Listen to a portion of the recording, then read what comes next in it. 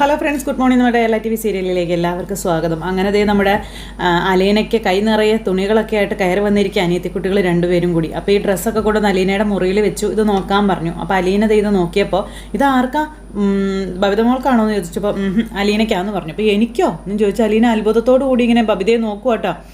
ആര് പറഞ്ഞിട്ടാണെന്ന് ചോദിച്ചു. അപ്പോൾ ആരും പറഞ്ഞിട്ടല്ല, എനിക്ക് തോന്നി വാങ്ങിച്ചു തരണമെന്ന്, അങ്ങനെ ഞാൻ വാങ്ങിച്ചതാണെന്ന് ബബിത പറയുക. അപ്പോൾ ഇതൊരു കടം വീട്ടിലാ ചേച്ചി. മുമ്പ് ഒരിക്കലും ഒരു വെട്ടിക്കലേ ചേച്ചി ഇവിടെ ഇല്ലാതിരുന്ന സമയത്ത് മുറി കയറി ചേച്ചിയുടെ കുറേ ഡ്രസ്സ് കത്രിക്ക് വെട്ടി കഷ്ണങ്ങളാക്കിയില്ലേ. ഇപ്പോഴാണ് അതിൻ്റെ കുറ്റബോധം എന്ന് പറയുമ്പം ഒന്ന് പോടി അവിടുന്ന്. കുറ്റബോധം വന്നോ മണ്ണാങ്കട്ടെ ഒന്നും അല്ല, ഒരു നഷ്ടപരിഹാരം അത്രേ ഉള്ളൂ എന്ന് ബബിത ഇങ്ങനെ പറയുക. അപ്പോഴത്തേക്ക് അലീനയുടെ കണ്ണൊക്കെ നിറഞ്ഞു. കരയാൻ തുടങ്ങുമ്പം ഇതൊരിടത്തും ഞാൻ പറഞ്ഞേക്കരുത്, ബബിതയെന്ന് പറഞ്ഞ അഹങ്കാരി പെണ്ണ് എൻ്റെ ഡ്രസ്സ് മുഴുവനും നശിപ്പിച്ച് കളഞ്ഞെന്ന് കേട്ടോ പറഞ്ഞിങ്ങനെ നിൽക്കും. അലീന ഇങ്ങനെ കൃഷ്ണയെ നോക്കുക കേട്ടോ. അപ്പോൾ എല്ലാം ഞാൻ വാങ്ങിച്ചിട്ടുണ്ട്, ചുരിദാറും ധാവണിയും ലാച്ചയും സാരിയും സ്കേർട്ടും അണ്ടർ ഗാർമെൻറ്റ്സും നൈറ്റി അടക്കം എല്ലാം വാങ്ങിച്ചിട്ടുണ്ടെന്നും പറഞ്ഞു. ഇതൊക്കെ കേട്ട് കഴിഞ്ഞപ്പം അയ്യോ ഞാനതൊരു വലിയ കുറ്റമായിട്ട് ആരോടും പറഞ്ഞിട്ടില്ലല്ലോ എന്ന് അലീന പറയാം. അപ്പോൾ കൃഷ്ണമോളോട് മാത്രം സൂചിപ്പിച്ചല്ലേ എന്ന് പറയുമ്പം ഇതൊന്നും ഇഷ്ടപ്പെട്ടില്ല എങ്കിൽ പറയണം, മാറ്റി വാങ്ങിക്കാമെന്ന് പറയാം. അപ്പോൾ ഇട്ട് നോക്കിയിട്ട് പറഞ്ഞാൽ മതിയെന്ന് പറഞ്ഞു. ബബിത അവിടെ നിന്ന് അങ്ങോട്ടേക്ക് പോയി. ബബിത അങ്ങ് പോയി കഴിഞ്ഞപ്പോൾ അതേ നമ്മുടെ കൃഷ്ണയും അലീനയും ബബിതയെ അന്തം വിട്ട് ഇങ്ങനെ നോക്കി നിൽക്കുക കേട്ടോ. പ്രത്യേകിച്ച് അലീന അതിങ്ങനെ കയ്യിലെടുത്ത് പിടിച്ചിട്ട് ഭയങ്കര സന്തോഷത്തോടെ നിൽക്കുന്നു. ഇതെല്ലാം എനിക്ക് വേണ്ടി വാങ്ങിയതാണോ മോളെ എന്ന് അലീന കൃഷ്ണനോട് ചോദിക്കും. അത് ചേച്ചി പണ്ട് ചെയ്ത് തോർത്തപ്പോഴേ വിഷമം തോന്നിക്കാണും, ആ ഒരു കടം വീട്ടിയതാ. അച്ഛൻ്റെ തുണിക്കടയിൽ നിന്നല്ലേ ചേച്ചി ഇതെടുത്തത്, വേറെ ഷോപ്പിൽ നിന്നാണ് എടുത്തത്. എല്ലാം കൂടി ഒരു 10,000-ഓളം രൂപയായെന്ന് പറയുമ്പോൾ അയ്യോ അതെന്തിനാ നമ്മൾ അത്രയും കാശൊക്കെ കൊടുത്ത് വാങ്ങിയത്, നമ്മുടെ കടയിൽ പോയി പോരായിരുന്നോ എന്നൊക്കെ ചോദിക്കുമ്പം ഈഗോ. അലീന ചേച്ചിക്ക് ഡ്രസ്സ് എടുത്ത് തരാൻ വേണ്ടി ആരുടെ ഔദാര്യം വേണ്ട, സ്വന്തം SB അക്കൗണ്ടിൽ നിന്ന് ക്യാഷ് എടുത്ത് കൊടുക്കുക ചെയ്തതെന്നൊക്കെ പറയുക. ആളാകെ മാറി ചേച്ചി, പണ്ടത്തെ ആളെയല്ല, അവൾ അലീന ചേച്ചിയുടെ ഫാൻ ആയിക്കൊണ്ടിരിക്കുക. പക്ഷെ ഞാനാണേ ഫസ്റ്റ് ഫാനേ, അത് മറന്നു പോകരുത് കേട്ടോ, ബാക്കി എല്ലാവരും എൻ്റെ പുറകിലാണേ എന്നൊക്കെ പറയുമ്പോഴത്തേക്ക് അലീന ഒന്ന് ചിരിച്ചു. കൃഷ്ണ അവിടെ നിന്ന് പോയി. അലീന എന്നിട്ട് ഭയങ്കര സന്തോഷത്തോടെ ആ ഡ്രസ്സെല്ലാം എടുത്ത് ഇങ്ങനെ നോക്കുവാണ്. അങ്ങനെ ഇരിക്കുമ്പോൾ നമ്മുടെ രോഹിത്ത് ഇങ്ങനെ പുറത്തുനിന്ന് കയറി വരുമ്പോൾ എന്തൊരു പേപ്പർ രോഹിത്തിൻ്റെ കയ്യിൽ ഇരിപ്പുണ്ട്. അപ്പോൾ ഇത് വായിച്ചുകൊണ്ട് നിൽക്കുന്ന രോഹിത്തിൻ്റെ അടുത്തേക്ക് കൃഷ്ണ ചെന്നു. ഇതെന്താ രോഹിയേട്ടാ എന്നും ചോദിച്ചാൽ, അപ്പോൾ കോളേജിൽ നിന്ന് വന്ന രജിസ്ട്രേഡ് ലെറ്ററാ, നാളെ പ്രിൻസിപ്പളും അപ്പം അവിടുത്തെ ഹെഡുമായിട്ട് മീറ്റിംഗ് ഉണ്ട്, ചെല്ലണമെന്ന് പറഞ്ഞു. അപ്പോൾ ഡിസിപ്ലിനറി ഹെഡ് ആയിട്ടുള്ള മീറ്റിംഗ് ആണെന്ന് പറയുമ്പം അത് ആരാണെന്ന് ചോദിച്ചു കൃഷ്ണ. അന്ന് ഞങ്ങൾ പോയി കണ്ടില്ലേ ആ മാനേജർ അച്ഛൻ. അന്ന് അലീന ചേച്ചി പൊളിച്ചടുക്കി വിട്ട അച്ഛനാണോ എന്ന് ചോദിക്കുമ്പോഴത്തേക്ക് നമ്മുടെ രോഹിത് ഇങ്ങനെ മിക്കവാറും ഡിസ്മിസിൽ ഒഫീഷ്യലായി പറയാനായിരിക്കും എന്നൊക്കെ ഇങ്ങനെ നേരത്തേക്ക് നമ്മുടെ രോഹിത്ത് പറയാം. അതുമാത്രമല്ല ഇനിയിപ്പോൾ ബാക്കിയുള്ള ഒരു കാര്യമായിട്ടുള്ളൂ എന്ന് രോഹിത്ത് പറയണം. ഞാൻ മാത്രമല്ല എൻ്റെ കൂടെ അലീന ചേച്ചിയും കൂടെ കൊണ്ടുപോയി, അപ്പോൾ അതിൽ പ്രത്യേകിച്ച് മെൻഷൻ ചെയ്തിട്ടുണ്ടെന്ന് പറഞ്ഞു. കാണിച്ച് നോക്കട്ടെ എന്ന് പറഞ്ഞ് കൃഷ്ണ അതെടുത്ത് നോക്കി. അപ്പോൾ അലീനയുടെ പേരും അതിനകത്തുണ്ട്. അപ്പോൾ അലീന താഴേക്ക് ഇറങ്ങി വന്നു. എന്താ രോഹി എന്ന് ചോദിച്ചു. അപ്പോഴത്തേക്കും കോളേജിൽ നിന്ന് വന്ന ലെറ്റർ ആണെന്നും നാളെ മീറ്റിങ്ങിന് ചെല്ലാൻ പറഞ്ഞിട്ടുണ്ടെന്നും അലീന ചേച്ചി വരണമെന്നുള്ള കാര്യവും പറയുക. അപ്പോൾ ആ ഒരു സമയത്ത് അലീനയുടെ കയ്യിലേക്ക് അത് കൊടുത്തു. കൃഷ്ണ ഇത് വായിച്ച് നോക്കാൻ പറഞ്ഞപ്പോൾ അലീന ഇതെടുത്ത് നോക്കി. അല്ല എന്നെ എന്തിനാണ് വിളിപ്പിക്കുന്നതെന്ന് അലീന ചോദിക്കാം. അച്ഛനെയും കൊണ്ടല്ലേ പോകേണ്ടതെന്ന് ചോദിക്കാം. അച്ഛനല്ലേ റെസ്പോൺസിബിൾ ഗാർഡിയൻ. എനിക്കതൊന്നും അറിയാൻ മേലാന്ന് രോഹിത്ത് പറയാം. കോളേജിൽ നിന്ന് അപ്പോൾ ആ ഒരു ഡിസ്മിസിൽ അത് കൺഫേം ചെയ്യാൻ വേണ്ടിയിട്ടായിരിക്കും എന്ന് പറയും. ചേടാ എന്നാലും ഇതെന്താ ഇങ്ങനെ, ഇനി ചേച്ചി അന്ന് അവിടെ ചെന്ന് അച്ഛനെ പൊളിച്ചടിക്ക് വിട്ടില്ല, അതിൻ്റെ പ്രതികാരമായിട്ട് വരാൻ വേണ്ടിയിട്ട് വല്ല ആയിരിക്കുമോ? എങ്ങനെ പ്രതികാരം ചെയ്യാൻ, ഞാനതിനൊന്നും ചെയ്തില്ലല്ലോ എന്ന് അലീന. നിങ്ങൾ രണ്ടുപേരെയും വിളിച്ചു വരുത്തുന്നു, എന്നിട്ട് പ്രിൻസിപ്പളിനെയും കമ്മിറ്റിയുടെയും മുന്നിലിട്ട് മാനേജർ അച്ഛൻ നിങ്ങളെ നാണം കെടുത്തുന്നു. പ്രത്യേകിച്ച് അലീന ചേച്ചിയെ മാക്സിമം അപമാനിച്ചതിന് ശേഷം രോഹിയേട്ടന് ഡിസ്മിസൽ ലെറ്റർ അങ്ങ് കൊടുക്കുന്നു, എന്നിട്ട് രണ്ടുപേരെ അങ്ങ് ഇറക്കി വിടുന്നു. അതായിക്കൂടെ എന്ന് ചോദിക്കാം. അപ്പോൾ അത് കേട്ട് കഴിഞ്ഞപ്പോഴത്തേക്ക് ഇവർക്കാകെ പേടിയായി. ഇങ്ങനെയൊക്കെ സംഭവിക്കാൻ പോകുന്നതെന്ന് എൻ്റെ ഒരു ഗസ് കേട്ടോ എന്നൊക്കെ പറഞ്ഞപ്പോൾ നീ കൊള്ളാലോ എന്ന് പറഞ്ഞ് ചെന്ന് അലീന കൃഷ്ണയുടെ ചെവിക്ക് പിടിച്ചു. ചേച്ചി ചേച്ചി ചേച്ചി വിട്, എനിക്ക് വേദനിക്കുന്നു, ഇങ്ങനെയൊക്കെയാണോ പറയേണ്ടതെന്നും ചോദിച്ചുകൊണ്ട് അലീന ദേഷ്യപ്പെടുക. പിന്നെ അല്ലാതെ നിങ്ങൾക്ക് രണ്ടുപേർക്ക് അവാർഡ് തരാനാണോ വിളിച്ചതെന്നും ചോദിച്ചുകൊണ്ട് കൃഷ്ണ ഇങ്ങനെ ചോദിക്കുന്നത്. അപ്പോൾ രോഹിത് ആകെ വല്ലാണ്ടായി നിൽക്കുന്നു. നാളെ പോണോ ചേച്ചി എന്ന് ചോദിക്കുമ്പം നിൻ്റെ ആവശ്യത്തിനല്ലേ പോയത്, അവർ ചോദിക്കുന്ന ചോദ്യങ്ങൾക്ക് കൃത്യമായി ചോദ്യത്തിനനുസരിച്ചുള്ള തക്കതായ മറുപടി കൊടുക്കുക, അത്രേ ചെയ്താൽ മതി. നാളെ പോകണമെന്ന് അലീന പറയുക. അങ്ങനെ അലീന രോഹിത്തിനെ ഇതാക്കുന്നു. നിനക്കിന്ന് ഡാൻസ് ക്ലാസ് ഇല്ലേന്ന് ചോദിച്ചപ്പോൾ ഉണ്ടെന്ന് പറയും. ഇന്ന് ഈവനിങ് ക്ലാസ് ആണെന്ന് കൊച്ചു പറയാം. അപ്പം റെഡി ആയിക്കോളാൻ പറഞ്ഞു. അങ്ങനെ രോഹിത്തിനെ പറഞ്ഞു വിട്ടു. അപ്പോൾ രോഹിത്ത് മുകളിലേക്ക് കയറി പോയി കഴിഞ്ഞപ്പോൾ അലീന കൃഷ്ണയെ വഴക്ക് പറയുക, നീ എന്നതാ ചുമ്മാ അവൻ്റെ ആത്മവിശ്വാസം കളയാൻ വേണ്ടി സംസാരിക്കുന്നത്? അതിനത് ഉണ്ടായിരുന്നു എൻ്റെ അലീന ചേച്ചി. അന്ന് തന്നെ മാനേജറച്ചനെ കണ്ടപ്പോൾ മനസ്സിലായതല്ലേ നടക്കുന്ന കാര്യമല്ല രോഹിയേട്ടൻ്റെ റീഎൻട്രി എന്നുള്ളത്.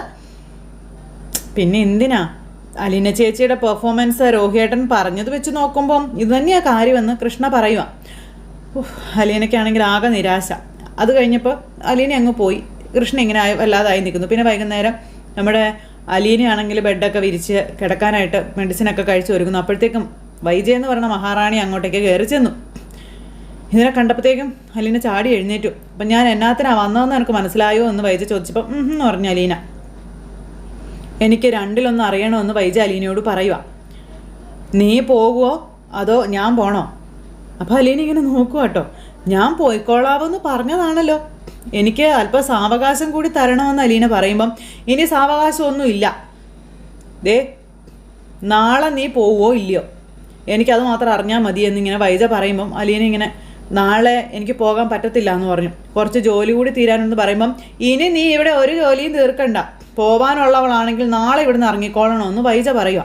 അല്ലെങ്കിൽ നാളെ ഞാൻ ഇറങ്ങാം എന്ന് വൈജ പറയുമ്പം ഇങ്ങനെ കടുംപിടുത്തം പിടിക്കല്ലേ, ഞാൻ എല്ലാം ഒന്ന് അടുക്കി ഡിസിപ്ലിൻ ആക്കിക്കൊണ്ട് വരികയാണെന്നും രോഹിത്തിൻ്റെ പഠിപ്പിൻ്റെ കാര്യത്തിൽ ഒരു തീരുമാനം ആയിട്ടില്ല, അതും കൂടെ കഴിഞ്ഞാൽ ഞാൻ പോയിക്കോളാം എന്ന് അലീന പറയുമ്പോൾ എൻ്റെ മോനല്ലേ രോഹി, നിൻ്റെ ആരും അല്ലല്ലോ ആണോ, അവൻ്റെ കാര്യം ഞാൻ നോക്കിക്കോളാം എന്ന് വൈജ പറയുമ്പോൾ മാഡം നോക്കിയാൽ മതി, ഞാൻ തുടങ്ങി വെച്ച് തരുന്നതേ ഉള്ളൂ എന്ന് പറയുമ്പം എനിക്ക് നിന്നോട് കൂടുതലൊന്നും ചോദിക്കാനും പറയാനും ഇല്ല. നീ പോയിക്കോളാം എന്ന് പറഞ്ഞ് പല പ്രാവശ്യം എന്നെ പറ്റിച്ചെന്നും ഇനി നിന്നെ ഞാൻ താരുമ്പ് പോലും വിശ്വസിക്കത്തില്ല എന്നും വൈജ പറയാം. നിനക്ക് നാളെ ഈ വീട് വിട്ട് ഇറങ്ങി പോകാൻ പറ്റുമോ എന്ന് ചോദിക്കുമ്പോൾ എന്ത് ചെയ്യാൻ അലീന ഇങ്ങനെ ആകെ അന്തം വിട്ട് ഇങ്ങനെ നിൽക്കുമോ. വൈജ അത് കേൾക്കാനായിട്ട് ഇങ്ങനെ ചെവി കൂർപ്പിച്ച് പിടിച്ചിങ്ങനെ നിൽക്കുന്നു. അപ്പോൾ ഇല്ല എന്ന് അലീന പറഞ്ഞു. അപ്പം എനിക്കറിയാവടി നീ ഇതേ പറയത്തുള്ളെന്ന്, അതുകൊണ്ട് തന്നെയാ ഇപ്പം തന്നെ രണ്ടിലൊന്നും അറിയണമെന്ന് ഞാൻ പറഞ്ഞത് എന്ന് വൈജ പറയുന്നു. നീ വീട്ടിൽ കിടന്നേ തിന്നു കുടിച്ച് മതിച്ച് സുഖം പിടിച്ചു പോയി, ആ സുഖം ഇല്ലാതാകുമ്പോഴേ നിനക്ക് ആലോചിക്കാൻ പോലും പറ്റത്തില്ല അല്ലേ എന്ന് ചോദിക്കുമ്പം ഒരല്പം സാവകാശം മാത്രമല്ലേ ഞാൻ ചോദിച്ചോളൂ എന്ന് അലീന ചോദിക്കുമ്പം ഒട്ടകത്തിനെ യജമാനൻ കൂടാരത്തിൽ തല ഒളിപ്പിക്കാൻ ഇട കൊടുത്ത അവസ്ഥയിലാണ് ഞാനിപ്പോൾ ഇവിടെ ഉള്ളതെന്ന് വൈജ അലീനയോട് പറയുവാണ്. ഒടുവിൽ ഒട്ടകമകത്ത്, യജമാനൻ കൂടാരത്തിന് പുറത്തു ആയെന്ന് പറഞ്ഞു. ശരി ആയിക്കോട്ടെ, അത് തന്നെ നടക്കട്ടെ എന്നും പറഞ്ഞ് അവിടെ നിന്ന് വൈജ അങ്ങ് പോകുമ്പം എനിക്ക് ഒരാഴ്ചത്തെ സാവകാശം തരുമെന്ന് അലീന ചോദിച്ചപ്പം ഒരു ദിവസം പോലും തരത്തില്ല എന്ന് വൈജ. ഇന്ന് രാത്രി കൂടി നിനക്കിവിടെ കിടക്കാം, നാളെ സ്ഥലം വിട്ടോളണമെന്ന് പറയാം, നിനക്ക് പറ്റുമോ എന്ന് ചോദിച്ചപ്പം അലീന ആകെ വല്ലാതായി നിൽക്കുക. ഇല്ലയെന്ന് പറഞ്ഞു അലീന. അപ്പം മനസ്സിലായടി, എനിക്കെല്ലാം മനസ്സിലായി, നീ ഇവിടുന്ന് പോകത്തില്ലെന്നൊക്കെ എനിക്കറിയാമെന്ന് പറഞ്ഞു വൈജ കിടന്ന് തൊള്ളുക. നീ പോകത്തില്ല എന്ന് പറഞ്ഞു കഴിഞ്ഞല്ലോ, കൂടുതലൊന്നും ഇനി എനിക്ക് നിന്നോട് പറയാനില്ലെന്ന് പറഞ്ഞു അങ്ങ് ഇറങ്ങിപ്പോയി. അങ്ങനെ വൈജ ഇറങ്ങിപ്പോയ വൈജയ്ക്ക് കലി കയറിയിട്ട് പിന്നെയും തിരിച്ചു വരിക. ഈ കുടുംബം നീ വെളുപ്പിക്കണം, എത്രയും പെട്ടെന്ന് നീ നശിപ്പിക്കണം, അതിനു വേണ്ടി നിനക്ക് എന്തൊക്കെ ചെയ്യാൻ പറ്റുമോ അതെല്ലാം നീ ചെയ്യടി എന്നും പറഞ്ഞു വാതിൽ കൊട്ടി അടച്ചിട്ട് അവിടെ നിന്ന് അങ്ങ് ഇറങ്ങിപ്പോയി വൈജ. അലീന അവിടെ നിന്ന് കരച്ചിലും തുടങ്ങി. പിന്നെ കാണിക്കുന്നത് രാവിലെ നമ്മുടെ രേവതിക്കുട്ടി ഇങ്ങനെ വരും കേട്ടോ അവിടുത്തെ പട്ടിക്ക് ഫുഡ് കൊടുക്കാനായിട്ട്. അങ്ങനെ ആ പട്ടിയോട് കുറേ വർത്തമാനമൊക്കെ പറഞ്ഞ് അതിന് ഫുഡൊക്കെ എടുത്ത് കൊടുത്ത് ഇങ്ങനെ അവിടെ നിന്ന് വരുന്ന വഴിക്ക് യാദൃശികമായിട്ടൊരു വണ്ടി അവിടെ കണ്ടു. അപ്പോൾ നമ്മുടെ രേവതിക്കുട്ടിക്ക് പേടിയായി.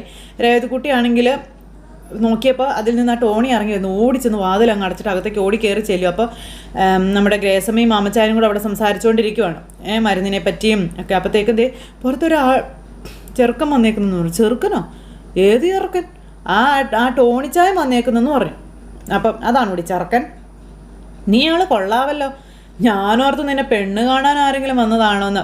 എന്നെ പെണ്ണ് കാണാൻ ആരെങ്കിലും വന്നാലേ ഞാൻ എങ്ങനെയല്ല വന്ന് പറയുന്നതെന്ന് രേവതിക്കുട്ടി അന്നേരം ഗ്രേസമ്മയോട് പറയാം. അതെ, രാജകുമാരൻ വന്നെന്ന് പറയുമെന്ന് പറയുമ്പോഴത്തേക്കും മാമച്ചായനും ഗ്രേസമ്മയ്ക്കും ചിരി വന്നു.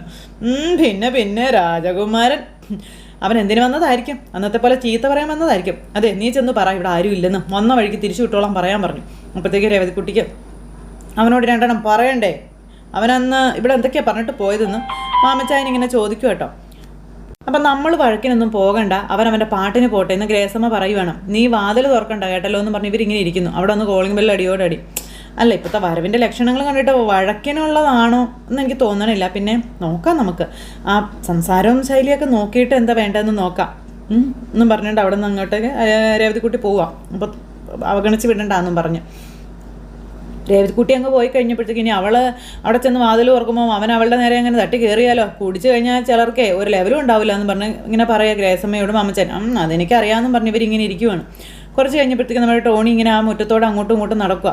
അപ്പോൾ അങ്ങനെ ടോണി അന്ന് വന്ന് ചെയ്തതിൻ്റെയും പറഞ്ഞതിൻ്റെയൊക്കെ കുറ്റബോധത്തിൽ വന്നതാണ്. ആ ടോണി എന്നിട്ട് സ്വയം ഇങ്ങനെ ഇവരോട് സംസാരിക്കാനായിട്ടുള്ളൊരു പാകത്തിലേക്ക് എത്തുവാണ് അവിടെ നിന്ന്. അപ്പോഴത്തേക്കും നമ്മുടെ രേവതിക്കുട്ടി ഡോറ് തുറന്ന് അങ്ങ് ചെന്നു. ഇനി പറയാൻ വല്ലതും ബാക്കിയുണ്ടോ, അതുകൊണ്ടാണോ വന്നതെന്നും ചോദിച്ചത്. അപ്പോഴത്തേക്കും ടോണിക്ക് ഭയങ്കര ഒരു ഇതുപോലെ. അപ്പോൾ ടോണി എന്നിട്ട് ഇവരുടെ അടുത്തേക്ക് ചെന്നു കേട്ടോ. അത് പിന്നെ അപ്പോൾ പറയാനുള്ളത് പറഞ്ഞോളാൻ പറഞ്ഞു. അങ്കിളിനോടും ആൻറ്റോണി ഞാൻ പോയി പറഞ്ഞാൽ മതിയല്ലോ, വെറുതെ എന്തിനാ അവരെ ബുദ്ധിമുട്ടിക്കുന്നതെന്ന് രേവതിക്കുട്ടി ടോണിയോട് പറയും. അപ്പോൾ ടോണിക്ക് ആകെ മനപ്രയാസം, ഒന്നും പറയാനില്ലേ, ഇല്ലെങ്കിൽ ഞാൻ അകത്തോട്ട് പൊക്കോളാമെന്ന് രേവതിക്കുട്ടി പറഞ്ഞു. അകത്തേക്ക് കയറി പോകാൻ നോക്കുമ്പോൾ പറയാനുണ്ട് എന്ന് പറഞ്ഞു. അപ്പോൾ ഇങ്ങനെ നോക്കും. അപ്പോൾ പറഞ്ഞോളാൻ പറഞ്ഞു. അത് പിന്നെ അവരോടും കൂടി എനിക്ക് പറയാനുള്ളതെന്ന് പറഞ്ഞപ്പം എന്താണെന്ന് എന്നോട് പറഞ്ഞാൽ മതി, നല്ലതൊന്നും ആയിരിക്കില്ലല്ലോ എന്തായാലും എന്ന് രേവതിക്കുട്ടി പറയുമ്പം അത് എന്ന് പറഞ്ഞിങ്ങനെ നിൽക്കും. അപ്പോൾ അങ്കിളിനോടും ആൻറ്റിയോടും എനിക്ക് ക്ഷമ പറയണമെന്നും അതിനാ ഞാൻ വന്നതെന്നൊക്കെ ഇങ്ങനെ പറയുമ്പം ക്ഷമ പറയാനാ വന്നതെന്നും ഞാൻ വിശ്വസിക്കണമെന്ന് രേവതിക്കുട്ടി ചോദിക്കുമ്പോൾ ഞാൻ കാര്യമായിട്ട് തന്നെയാണ് പറഞ്ഞതെന്നും അവരെ ഒന്ന് വിളിക്കാവോന്നും ടോണി ചോദിക്കുന്നു. അങ്ങനെ നിർബന്ധിച്ച് ഇങ്ങനെ പറയാം. അപ്പോൾ വാ എന്നാൽ കയറി വരാൻ പറഞ്ഞു. അങ്ങനെ ടോണിയായിട്ട് രേവതിക്കുട്ടി അകത്തേക്ക് ചെന്നപ്പോഴത്തേക്കും ഗ്രേസമ്മയും മാമച്ചായനും അവിടെ നിൽക്കുക. എന്താ വന്നതെന്ന് മാമച്ചായൻ്റെ ഒരു ചോദ്യം. ഞാൻ സോറി പറയാനായിട്ട് വന്നതാണെന്ന് പറഞ്ഞു. അപ്പോൾ എന്തിനാ സോറി പറയുന്നേ? അത് പിന്നെ ഞാനന്ന് അടിച്ച് ഫിറ്റായിട്ട് വന്ന് എന്തൊക്കെയോ ഫിറ്റോ, അപ്പോൾ ഒട്ടും ഫിറ്റായിരുന്നില്ലല്ലോ എന്നൊക്കെ ഇങ്ങനെ പറഞ്ഞു. ഇതാണോ ഒരാളുടെ ഫിറ്റ്നസ് എന്നിങ്ങനെ മാമച്ചായൻ ചോദിക്കും. അപ്പോഴത്തേക്കും അത് പിന്നെ അല്ല, ഞാനൊരു നാട്ടുഭാഷ പറഞ്ഞതാണെന്ന് പറയാം, സോറി എന്നോട് ക്ഷമിക്കണം എന്ന് മദ്യപിച്ച് ലെക്കില്ലാതെ ഞാൻ എന്തൊക്കെയോ പറഞ്ഞെന്നൊക്കെ പറഞ്ഞുകൊണ്ട് ഇങ്ങനെ സ്വയം തെറ്റുകളെല്ലാം ഏറ്റു പറഞ്ഞ് ഇവരോട് ക്ഷമ ചോദിക്കുന്നു. എൻ്റെ മനോവിഷമം കാരണം ഞാൻ പറഞ്ഞു പോയതാണെന്നും പറഞ്ഞു. അതിനുശേഷം ഉള്ളിൽ ഒതുക്കി വെച്ചിരുന്നതെല്ലാം കള്ളു കുടിച്ചപ്പോൾ പുറത്തേക്ക് വന്നെന്നും അത് ഇവിടെ വന്ന് വെട്ടി തുറന്ന് പറഞ്ഞതാണ് ടോണി ചെയ്തത് എന്നൊക്കെ പറയുമ്പം ഇല്ലെങ്കിൽ എൻ്റെ മനസ്സിലൊന്നും ഇല്ലെന്നും അതാ നേരത്തെ ഒരു തോന്നൽ മാത്രമാണെന്നും ടോണി പറയുക. അപ്പോൾ എടാ മോനെ, നിനക്ക് ഞങ്ങളുടെ മകനാകാനുള്ള പ്രായമേ ഉള്ളൂ, നിൻ്റെ വിഷമവും സങ്കടമൊക്കെ ഞങ്ങൾക്ക് മനസ്സിലാകുന്നതുമാണെന്ന കാര്യം മാമച്ചാൻ അന്നേരം ടോണിയോട് പറയുവാണ്. പിന്നെ അതുകൊണ്ടാണ് ഞങ്ങൾ ആ നേരത്തെ പ്രതികരിക്കാതെ നീ പറഞ്ഞതെല്ലാം കേട്ട് നിന്നത്. ഞാൻ പോലീസിലൊന്ന് വിളിച്ചു പറഞ്ഞാലേ അവർ വന്ന് നിന്നെ തൂക്കിയെടുത്തുകൊണ്ട് പോകുമായിരുന്നു എന്നും മാമച്ചായൻ പറയും. അങ്ങനെ ടോണി ഇവരുടെ മുന്നിൽ ഇങ്ങനെ വല്ലാണ്ടായി നിൽക്കുന്ന ഒരു സിറ്റുവേഷൻ കാണിച്ചുകൊണ്ട് ഇന്നത്തെ കഥ അവസാനിച്ചു. ടോണി മിക്കവാറും ആ കുഞ്ഞിനെ പറ്റി പറയാനായിരിക്കാം വന്നിരിക്കുന്നത്. അപ്പോൾ അങ്ങനെയുള്ളൊരു സിറ്റുവേഷനും കാര്യങ്ങളൊക്കെയാണ് കേട്ടോ ഇന്നത്തെ കഥയിൽ. അപ്പോൾ ആരും തന്നെ മിസ് ചെയ്ത് കളയല്ലേ, എല്ലാവരും കാത്തിരുന്ന് കാണണം. എല്ലാവർക്കും നല്ലൊരു ദിവസം ആശംസിക്കുന്നു. അലീനയെ പടിയിറക്കാൻ നോക്കി വൈദ്യ തന്നെ ഇപ്പോൾ പടിയിറങ്ങുന്ന അവസ്ഥയിലേക്കും കാര്യങ്ങൾ വന്നെത്തിയിരിക്കുന്നു. കിട്ടിയില്ലെങ്കിൽ ചോദിച്ചും മേടിക്കുന്ന ഒരു തരം പ്രത്യേക ഒരു സ്വഭാവമാണ് നമ്മുടെ വൈജയുടേത്. അപ്പം എല്ലാവർക്കും നല്ലൊരു ദിവസം ആശംസിക്കുകയാണ്. വീണ്ടും കാണുന്നത് വരെ എല്ലാവർക്കും Tata, say care, bye bye. അതോടൊപ്പം നമ്മുടെ ചാനൽ ആദ്യമായിട്ട് കാണുന്നവരുണ്ടെങ്കിൽ ഒന്ന് സബ്സ്ക്രൈബ് ചെയ്യണം കേട്ടോ. തൊട്ടടുത്ത് കാണുന്ന ബെൽ ബട്ടൺ അമർത്തി കഴിഞ്ഞിട്ടുണ്ടെങ്കിൽ നമ്മുടെ വീഡിയോസ് എളുപ്പത്തിൽ നോട്ടിഫിക്കേഷനായിട്ട് നിങ്ങളിലേക്ക് എത്തുന്നതും എളുപ്പത്തിൽ കാണാൻ കഴിയുന്നതും ആയിരിക്കും. അപ്പോൾ എല്ലാവരോടും ടാറ്റാ.